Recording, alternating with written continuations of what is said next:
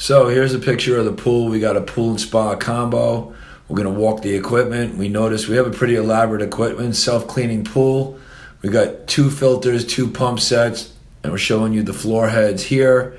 We have floor heads up on the steps and in the spa as well.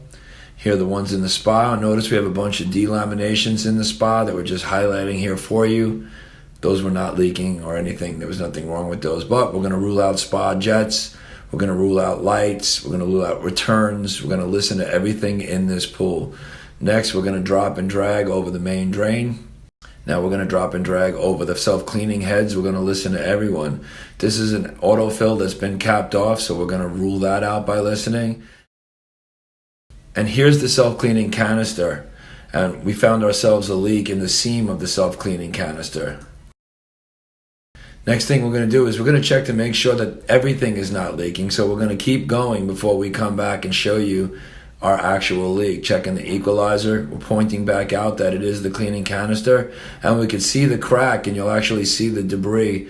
So this is where there was a crack in the actual canister. It was cracked in multiple areas, but here's where it's taking dye, and this is exactly where we heard it.